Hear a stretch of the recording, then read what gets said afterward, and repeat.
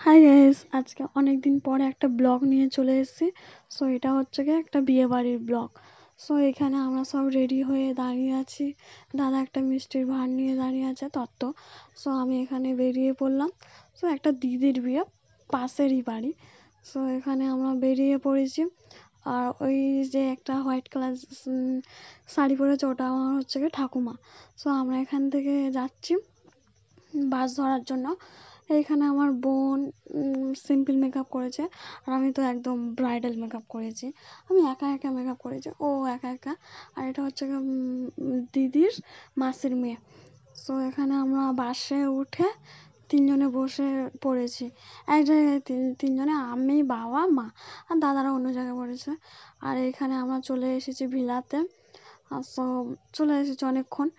আর এইটা হচ্ছে আমার বোন, পিছন থেকে দেখো কিরকম যা ড্রেসটা পরেছে। আর এখানে এবার আমরা ঢুকবো। ঘরটা খুব সুন্দর করে সাজিয়েছে ভিলাটা। সো আমরা এখানে পৌঁছে গিয়েছি। আর এই হচ্ছে গিয়ে আমার দিদি আর দাদাবাবু।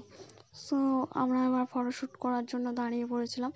আর এইখানে আবার ফুচকা খাবো কি, এত বড় বড় ফুচকা আমার গালে তো ঢুকবেও না। আর আমার জল ফুচকা দেয়নি, আমার বোনকেই জল ফুচকা দিয়েছে। আমি জল ফুচকাটা নিয়েছি, আর ওই শুকনো ফুচকাটা ওকে দিয়ে দিয়েছে।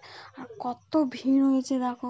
আর এখানে আমি পকোড়া খাচ্ছিলাম, পকোড়াটাও অতটা ভালো হয়নি। এখানে অতটা কিছু ভালো হয়নি, ফুচকাটাই ভালো হয়েছে।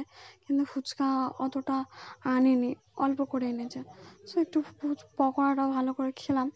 খেয়ে সো এখানে এটা হচ্ছে কি ওর মাসির মেয়ে, বড় মাসির মেয়ে। আমি বললাম একটু আমাকে আইসক্রিম দেয়, ভিডিও করবো। সো আমার গালে আইসক্রিম দিল, খুব সুন্দর লেগেছে আইসক্রিমটা। আর এখানে একটা বাচ্চা খালি মুখ বাড়াচ্ছে, লাইলে মুখটা সারা বলতে বলতে ও হাসছে। আর তারপর আমরা খাওয়ার জন্য চলে গিয়ে একটা টিস্যু দিল, তারপরে ওই বোতল দিল, তারপর প্লেট দিল। প্লেটে স্যালাড, 1 চামচ ভাত নিলাম। ভাত নিয়ে ডাল দিল, মাছের মাথা দিয়ে ডাল। ডাল দেওয়ার পরে তারপরে চিংড়ি দিল। চিংড়ি দেওয়ার পরে খেলাম চিংড়িটা। আমার চিংড়িটা খুব ফেভারিট। চিংড়িটা খেলাম, অনেকগুলো চিংড়ি নিয়েছিল। সো এখানে একটু দেয়াতে একটু গোলমাল হয়েছিল, সেই জন্য মটন দিল। তারপরে একটু দিল, পাঁপড় ভাজা দিল। পাঁপড় ভাজা দেওয়ার পরে আইসক্রিম দিল। আইসক্রিম দেওয়ার পরে 2টো রসগোল্লা।